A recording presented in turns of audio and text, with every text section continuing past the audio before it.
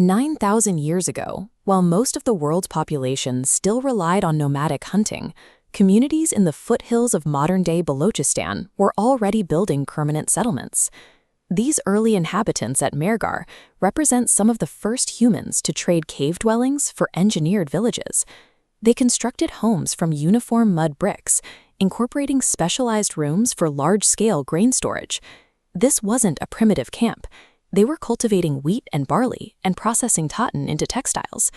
Archaeological evidence shows they were also practicing advanced physical medicine. Researchers discovered human molars with precise holes drilled into the enamel, early dental work performed with flint-tipped tools to treat decay. These early settlements established a civilizational baseline rooted in agricultural engineering and medical science rather than military expansion. By 3500 BC, these communities migrated toward the fertile Indus River Valley, scaling up their village structures into a network of cities covering 1.5 million square kilometers. This era produced an architectural standard that rivaled modern urban planning. In cities like Mohenjo-Daro, every street followed a 90-degree grid, and every brick used for construction followed a specific, standardized ratio across the entire civilization. Their engineering focused heavily on public health. Stone-covered drainage systems ran beneath every major street, connecting individual household waste to centralized outlets and keeping the residential areas clean. Around 1900 BC, these metropolises abandoned. The collapse was environmental. The Indus River shifted its course, and prolonged droughts destroyed the agricultural surplus required to sustain city life. The population moved eastward, carrying their engineering knowledge into the Ganges Plains to face the challenge of rebuilding a fragmented society. Entering the Iron Age, the discovery of harder metals allowed these eastern migrants to clear the dense jungles of the Ganges Valley. The iron plow led to a population explosion and intense competition for fertile land. This competition culminated in the Battle of the Ten Kings. The Bharata tribe emerged victorious, consolidating the northern plains and establishing the administrative core that eventually gave the nation its name, Bharat. By the 4th century BC, India was again divided into 16 competing kingdoms.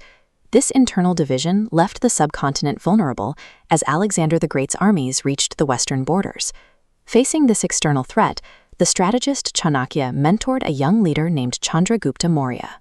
Together, they unified the warring kingdoms into the Mauryan Empire, creating a single political entity capable of repelling foreign conquest. This first great unification proved that the subcontinent could organize into a massive, singular state as a direct response to existential pressure. The empire reached its territorial peak under Chandragupta's grandson Ashoka. His victory in the Kalinga War was absolute, but the massive casualties, over 100,000 dead, caused a profound shift in the emperor's worldview.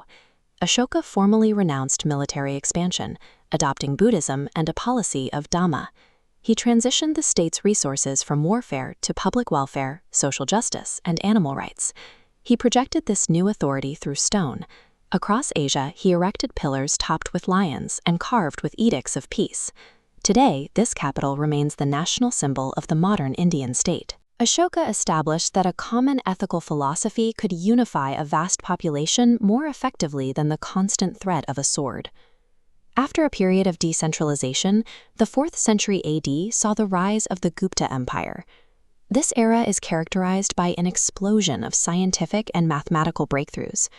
Astronomers like Aryabhata used this era's stability to calculate the Earth's axial rotation and the solar year with incredible accuracy.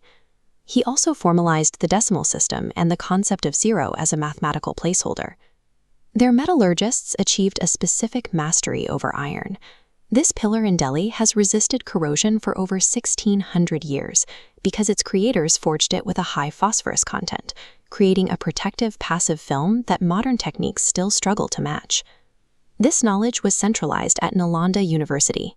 It functioned as a global academic hub, housing thousands of scholars who studied everything from medicine to linguistics, centuries before the first universities appeared in Europe. The Gupta era defined the mathematical and scientific principles that would eventually underpin global technology. Following the Gupta collapse, India returned to a state of regional kingdoms. Powers like the Rashtrakutas and Pratiharas maintained strong local militaries, but lacked a central imperial authority.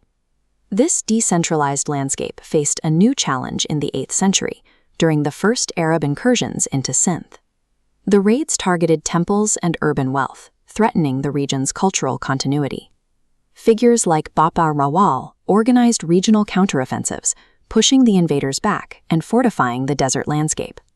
They built massive defensive cities like Chittorgarh, which utilized vertical stone walls to make the interior nearly unreachable. This regional grit acted as a protective shield. Even when the central political structure was fragmented, the culture was too deeply fortified to be erased. Through the subsequent centuries of Mughal and British rule, the region's physical wealth was heavily exploited. However, the foundational knowledge and civilizational identity established over the preceding millennia remained intact. We see this legacy in action today. When ISRO Mission Control celebrates a successful lunar landing, they are utilizing the same mathematical frameworks for planetary motion that were developed on this soil 1,500 years ago. Modern India is the current expression of a 9,000-year civilizational cycle, maintaining a profound continuity of thought and culture that has persisted through every era of fragmentation and unity.